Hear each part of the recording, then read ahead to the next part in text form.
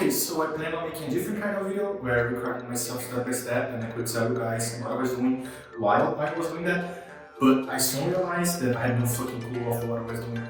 You know, from recording myself hands-on to painting to 3D printing, that was my first time ever doing this kind of stuff. And I think like this, I will better explain myself.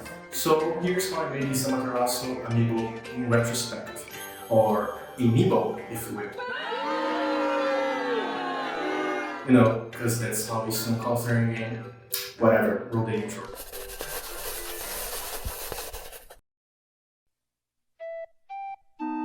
But why did I do this?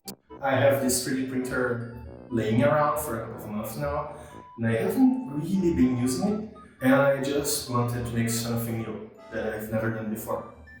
Then I thought of making an amiibo, but you know, an amiibo is not an amiibo if it doesn't work like one.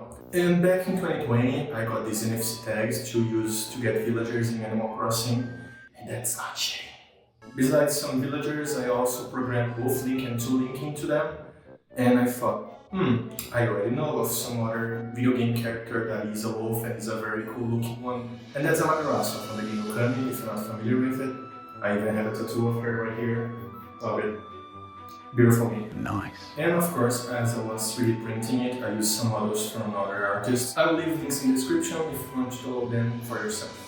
Okay, so my 3D printer is this Photo by Anycubic, and I use this resin by 3D Cure of the Aqua variety, which means it's washable in water, very helpful, super recommended.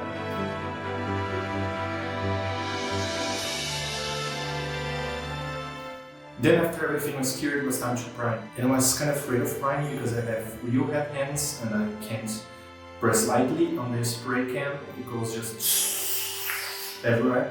And I was afraid I was going to lose detail, but that wasn't the case at all, thankfully. Besides that, I also messed off the fire because my resin is like this orange-ish yellow. And when you hold it against the sun, you have like this subsurface scattering. I don't know if that's the correct term for real life, not 3D modeling softwares, but that's the effect I wanted to keep. Then it was time to paint everything. For that, I used acrylic paint from Acrylex. It's a Brazilian manufacturer. I started by painting the bottom half of the base. Smash amiibos have like this purplish black color, so I tried to match that. The top half of the base has this grass texture, so I painted everything green and used a very dry brush to highlight some colors with lighter green. You can't really see on camera, but I think it added some detail, it made the grass textures pop, and that is what I was looking for.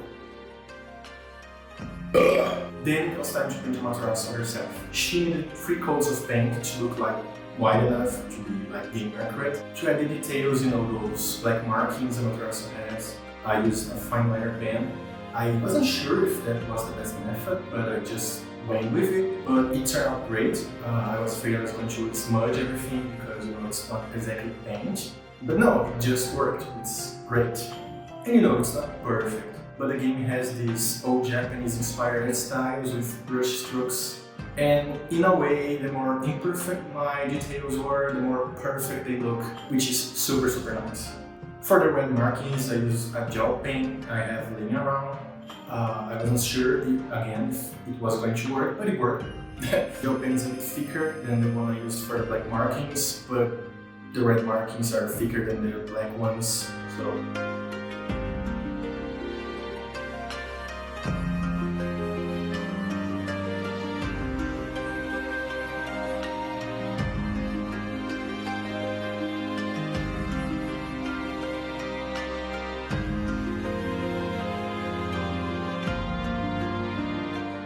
Then, after the body was done, it was time to move to her reflector.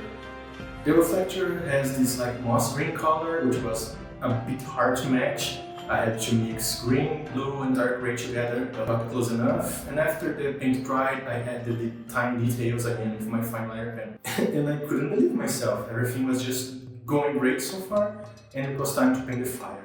At this moment, I was so nervous, so anxious that I was going to fuck something up and I have to start everything again, that I didn't even record myself painting the fire. But it worked. It was pretty straightforward. I started with red next to the reflector, then I mixed some orange to get near the color of the resin so I could have like the subsurface scattering I talked about before. And again, it turned out great. I just don't know how everything went so smooth when I didn't know what I was doing, but sometimes it be like that. And then to finish everything off, I just use some nail polish to make the fire brighter and have this shining quality to it. You can't really see on pictures or even the video, but in person it looks great.